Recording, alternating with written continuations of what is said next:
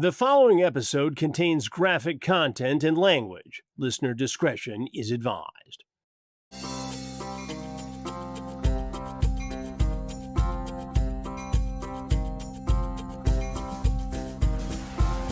One of the great things about having this podcast is that you get to talk to people who are fascinating to your audience and fascinating to me as well. And that's the case in this episode because the guest who's going to take a seat with me now is Ice-T. Now, this is a man who is the OG of OGs when it comes to gangster rap, right? And he has also been on one of America's and the world's most popular television shows for 26 years, and that's a record of sorts. I mean, imagine that. He has been playing Detective Fin Tutuola for 26 years. And now I get to tell Ice-T to have a seat right over there with me. How you doing, sir? How you doing, Chris? I'm good, man. I'm good. Thanks for taking time out. I know I'm going to see you at CrimeCon, and we'll talk about that a little later. 26 years on Law and Order SVU. Does it seem that long to you? Oh, they say time flies when you're having fun. The show definitely doesn't seem like we've gone that long, but I only went on that show actually to do 4 episodes. 4 episodes. Yes, it's my 5th show with the producer, Dick Wolf. I started on a show, I played a bad guy on a show he had called New York Undercover, where I was only supposed to do 1 episode. And then he asked me to stay, and I did 3, a cliffhanger, and I ended up doing 3. Then I played a bad guy on a show he had called Swift Justice. Then I played a bad guy on Law and Order Exile, the movie with Chris Knox, long-form Law and Order show. Then I had my own show called Players. And when that show was over, Dick Wolf said, I wish I had a stronger vehicle for you because I love your work ethic. Because I show up and I just do the job, no drama. And I got the call to do Law and Order SVU. I was in LA running a record label, and I told them no. And, just as a guest star, I was just like, I'm not really interested in that. And they were like, no, just come do 4 episodes. So I did it as a vacation. I did it to come to New York for a vacation. And I've been on there now 26. Well, we're starting season 27. It's the longest running primetime television show in history. We beat Gunsmoke at 21. And that makes me the longest running male actor in a continuous role in the history of television. Which I think is fantastic. And, me coming from the streets, I never had one person like pointed out, oh, Ice-T, you playing the police and this, that, and the third. They like, because like I say, what we all love you. We all love you. We watch your show and we there's no way you can sit on the other side of the fence with what Chris Hansen does. There's no way. There's no way. However, there was an episode, and I know Dick likes to, rip from the headlines. And I recall 1 or 2 episodes where there was a predator catcher reporter. One of them ended up dead, unfortunately, as I recall. Yeah, anybody can get it on our show. I think. I don't think it was SVU. I think it was the regular. I think one of the things that's great, not that the reporter gets killed, but in Dick Wolf, the way they write, everybody can be a suspect. Everybody. In other words, you can have a black drug dealer, but then you're going to have a black judge. You're going to have a black nurse. You're going to have a black cop. You can have a white square man. He's the bad guy. No, everybody is capable of everything, which is true. And what I've learned from 26 years on this show is that it's not who you expect. Well, the scripts are so well written. I mean, and Dick Wolf has done this throughout his entire career. They're layered. There's twists and turns. You figure it out within an hour, and justice is served. I mean, it's a beautiful formula when you think about it. It really is. I could give you a an insight on how to figure out the shows. You want me to give you a spoiler? Whoever you think did it in the first few scenes did not Not do do it. it. You know, So it's funny. wait till later on in the show till you figure it out. Figure So it out. you usually have that red herring, that person that really looks I like they always, did it. I always tell my wife when she's watching crime shows, especially the murder procedurals, and she'll say, "Do you think he did it, or do you think he didn't do it?" And I'll say, "Well, I'll tell you that he did it, or he was convicted of it at least." She goes, "Well, how do you know that?" I said, "You see the shot? It's so tight on the guy in the interview that you can't see his orange uniform that he's wearing for prison. If it's a beautifully lit wide shot and the guy's wearing a sport coat, he got off, or he was found not to be responsible for the crime. But that's my rule." Your experience coming up from the streets and now being a detective on a long running successful television show, how has your experience, gangster rap, making it in that very aggressive world, how does that impact the role of Finn you play and have played for 26 years now? I mean, the only thing that really the streets kind of teach you is that you have to be about your word. If what you say, you have to do. And I always say, wouldn't life be nice if people just did what they said they were going to do? And in the streets, you've got straight shooters and you've got double crossers. You've got that in this business. You've got people that say one thing and have total no intention of ever doing that, you know? And I say as you get older, maybe your eyesight goes, but your focus gets better. I was prepared for Hollywood. I didn't come in, with the rose colored glasses, believing everything somebody said. I always knew there was an angle. There's a benefit. Anything that somebody seems like they're helping me, I'm benefiting them too. I'm not confused. I don't think somebody likes me. They like what I bring to the table and basically what can make them some money. So I'm not one of those people that come into Hollywood confused. Oh, I'm a star and people are going to love me. And no, no, no. They love the money you can potentially bring back to them. So that clarity, I meet young actors and I'm like, oh, you haven't figured this out yet. You haven't figured this out yet. You think you're acting. If you just want to go act, go stand in the park and act.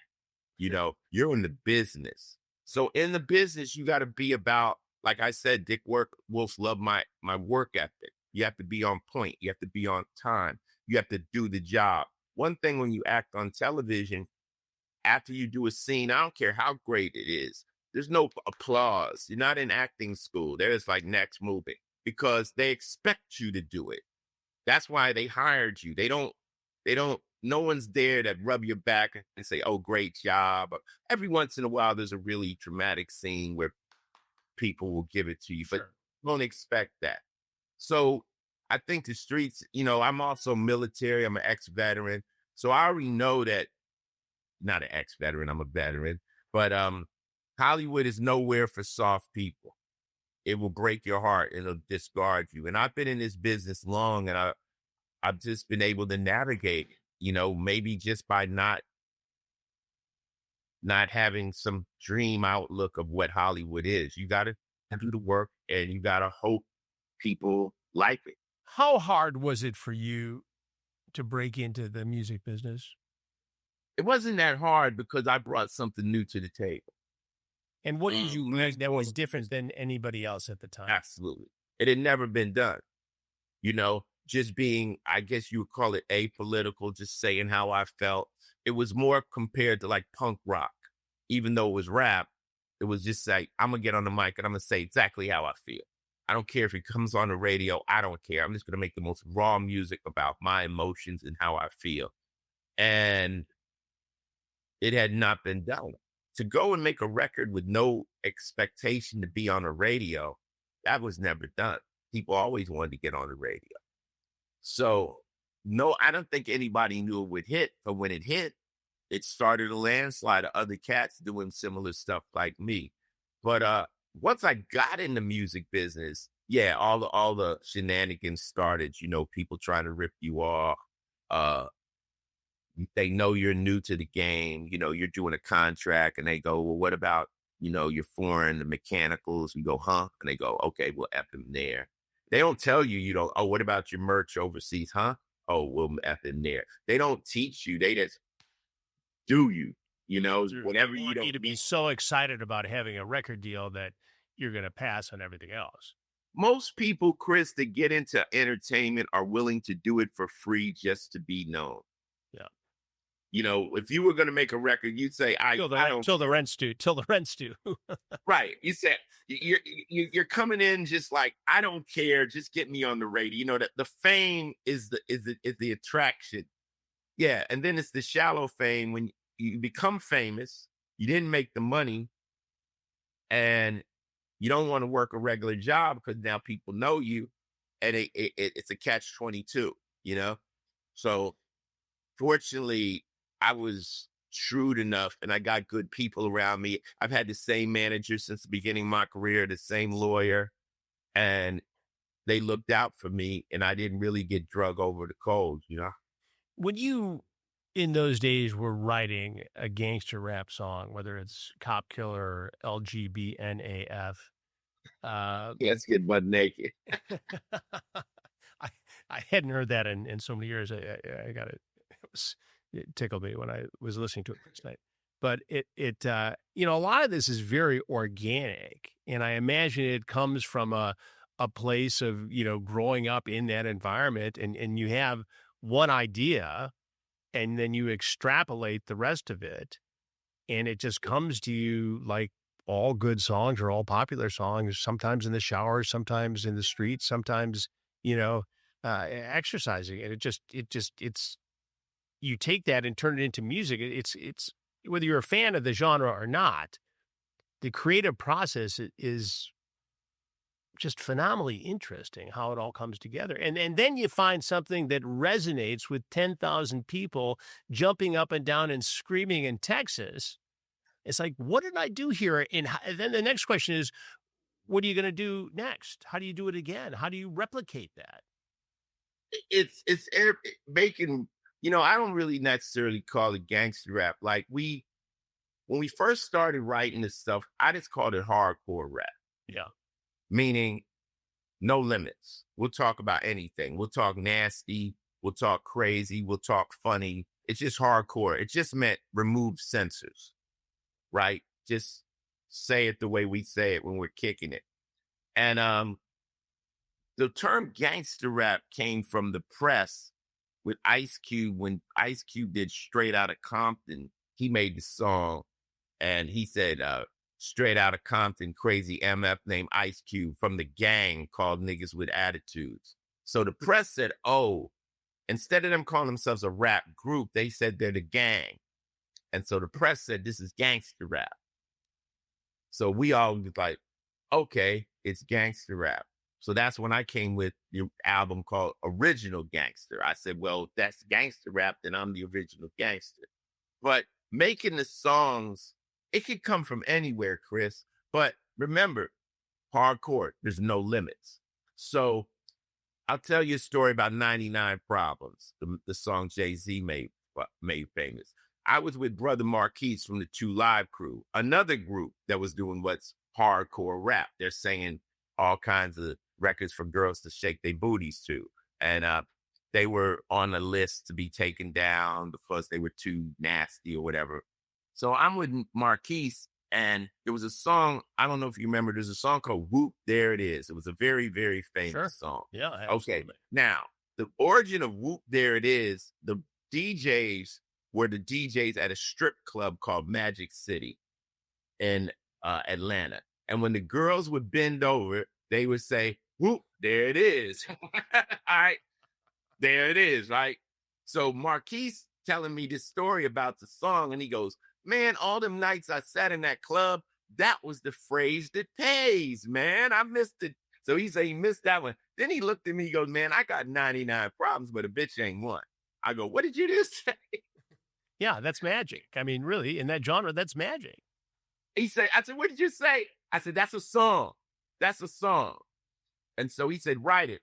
Give me some bars, meaning leave a part open for me to rap.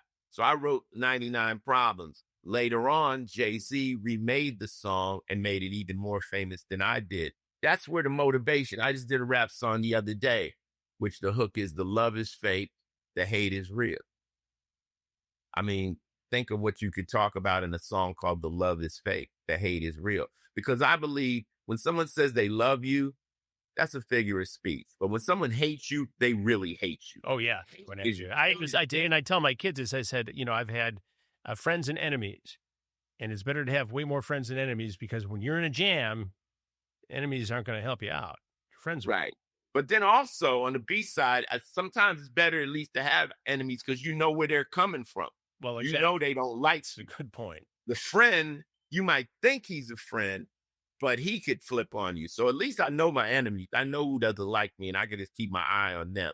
But the friend could sneak up on you. So here I am. I'm here to counter your point. Watch your friends, Chris. Keep them close.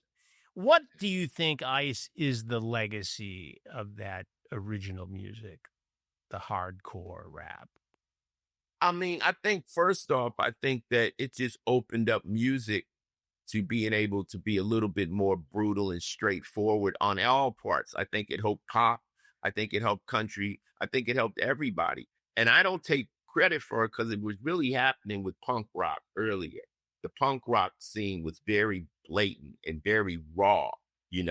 Black Flag and groups like that, they were just saying what they felt. And then I took that energy and took it and put it into rap. And now I don't think artists really should have limits. I mean, I love movies. I love things. And one thing I've learned is no matter how hard you are, you're not hard enough for some people. And no matter how soft you are, you're not soft enough for some people. So do what you like. Like I'm a big Quentin Tarantino fan because I like how raw he is. It's too tough for some people. Some people can't handle it, So what do you listen to now? What do you listen to now? I'm really more into classic hip hop. I mean, they call our era the golden era of hip hop. Some of the new rappers like Kendrick Lamar, I like him. I like Drake better when he sings. But I'm really still into, the groups I grew up with and the hardcore stuff. I like Mobb Deep. I love that kind of stuff. I listen to different metal and different rock because we just dropped the Merciless Body Count album, so we just came off tour with a lot of metal groups. Groups like Slaughter to Prevail. It's different. I really listen to music and it inspires me to do different things. It's rare that I hear something that's unique, though. It's rare. It is, and I appreciate your music and your genre, and I appreciate everybody in that whole world, Snoop and other guys I've had a chance to talk to over the years, and I really like a lot of different music. But when it comes to rock, right, classic rock, Rolling Stones, Tom Petty, I don't see a lot of that developing the way it did 20, 30 years ago. Do you see a dearth in music from your genre today? Well, that's why they put names on it. You have classic rock. You have, the groups like Journey, and you've got groups like, that are forever, Aerosmith and stuff.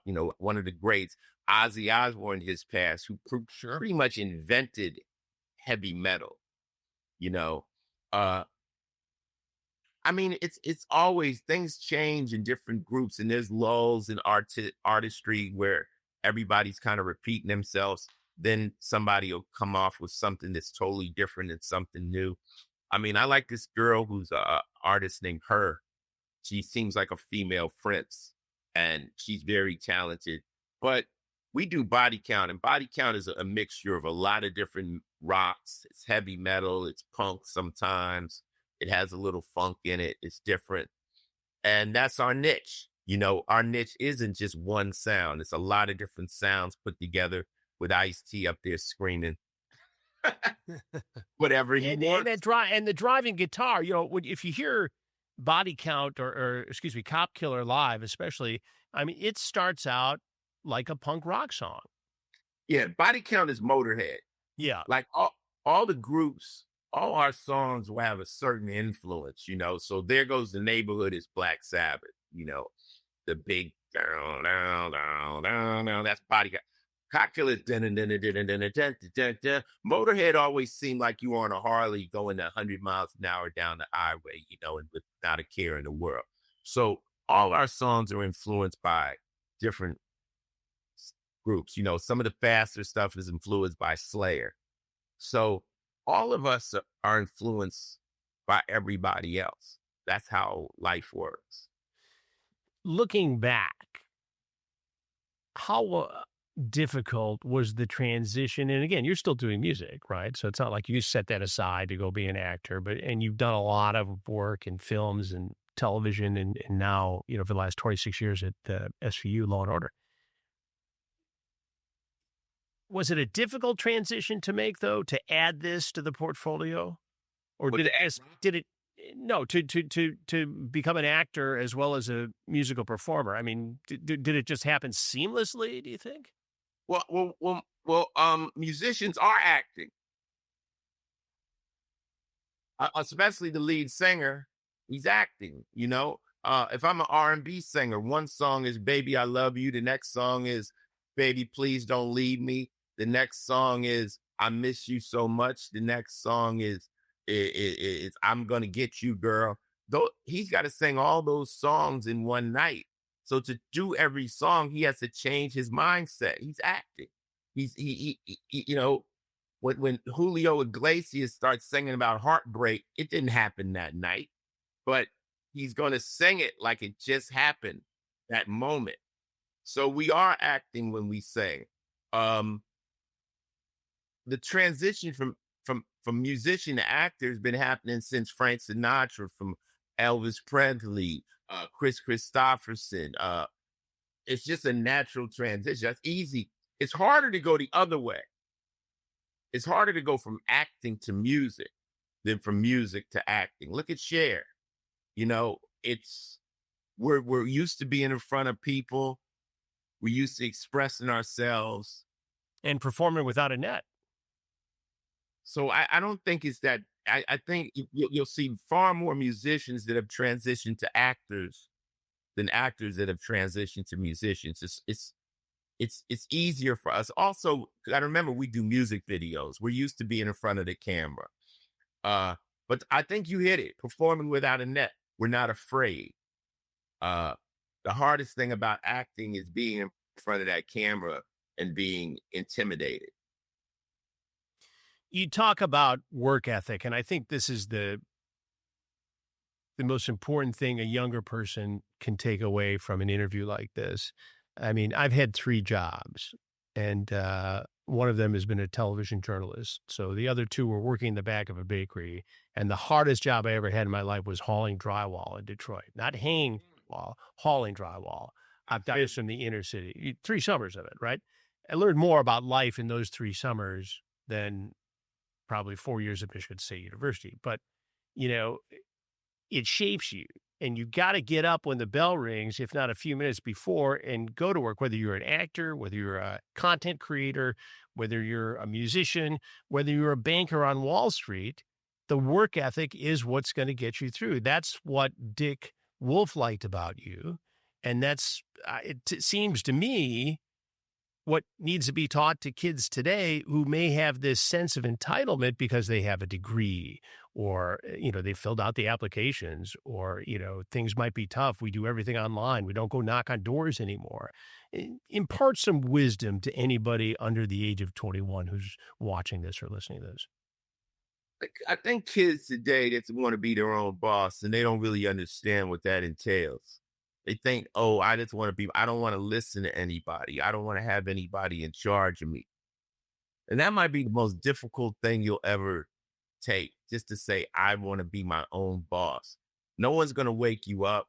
Nobody's going to tell you you're late. Nobody's going to tell you how hard you're working is enough. In some parts of my life, I am my own boss. On Law and Order, I'm not. I like that.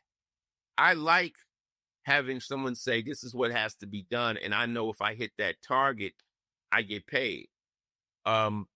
When you're an entrepreneur, you can hit that target and still not get paid. I have businesses that are very difficult to run. You got to make payroll, you got to pay all these other people before you get to pay yourself. And you got all these people that are going through problems and stuff. Hey, walking on Law and Order, one man enters, I do the job, I go home. So they say the head that wears the crown sleeps the heaviest. Sometimes it's not, you don't want to be the boss. Just be the man next to the boss or be somebody in line. I think a work ethic is just understanding that if somebody's paying you, you got to do the job. And the better you do the job, the more likely you're going to get another job. Everything I do, even this interview, Chris, is my audition for my next job. If I come on your show and I suck and nobody likes what I'm saying and I just seem blah, I'll never do another interview. Well, I agree. I say this all the time to my kids who, who are in this business, one in front of the camera, one behind. I said, look, every appearance is an audition, right? Somebody's going to see that, and it's going to create a body of work that you're going to leave behind one day, but they're not going to hire you unless they think you can go do the job and unless you're going to work hard. I remember meeting with Dick Wolf years ago, and what an impressive guy he is, and a wonderful, wonderful, great character. And we talked about maybe doing a show together, and it never happened for a lot of different reasons. But he's famous for saying this: there are three stages to every television career. Who's Dick Wolf? Find me Dick Wolf, and who's Dick Wolf? Exactly. A fun way of saying you got to figure out how to be relevant. You and I are of the same vintage. We've been kicking around for a long time. We remain relevant in three different generations, and part of what worked for me was obviously the Predator franchise, in spite of it being only, 20% of my body of work. Kids latched onto it, adults latched onto it for a lot of different reasons. But to me, it's always been about staying relevant, staying energetic, and always looking for the next opportunity. But don't forget what got you to where you are today. And it seems to me that you're doing that, and it's really worked well for you. You know what? There was a moment in my life where I realized that my brand was just being honest. That was my brand. I'm like, wow, people really are holding me on a pedestal because I'll tell the truth. That's how bad it is that people just won't be honest. And Dick Wolf gave me my best compliment working for him for the longest period of time I ever worked for anybody. He said, Ice-T is the least pain in my ass. Now, if you've ever had employees and you think about that, you're right. Your favorite employee is Right, the one that the least of the problems here. has the least problems. So I don't cause problems. I do what they ask me to do. They have a tone for me on that show. They already know what the real Ice-T isn't going to rock with. They never throw no curveballs at me. And, they like the tone I put on that show. And I'm fortunate for that. But the thing about acting is there's people that can act circles around me. There's people that come out of Juilliard that can do Shakespeare in the Park, and I can't do that. But for some reason, people like me as this character, and for that one reason, I've been on the show. It's an untangible. I can't tell you why, but whatever it is, why change it? Well, listen, you've been a great sport and very generous with your time. I've got the pleasure of being with you again in the very near future at CrimeCon. And CrimeCon is something I've appeared before on numerous occasions. It's a great event. And we're going to, you and I, be live at CrimeCon in Denver, which goes from September 5th through Sunday, September 7th. You can go to crimecon.com. Day passes are available. It will be you and me, Ice-T, behind the SVU badge. We'll do some storytelling. We'll share some behind-the-scenes things from each of our careers, and we'll chop it up, and we'll let people ask us some questions. So I appreciate you. Appreciate you doing this, and I appreciate you doing that as well. I'm looking forward to it. I'll see All you right. there. All right, sir. Well, thank you very, very much. I appreciate you and everything you do, and I'll see you at CrimeCon. All right. Thanks, Chris. Talk to you later. Peace. All right. Thank you, sir. We'll see you next week on Have a Seat with Chris Hansen. Until then, I'll be watching and listening.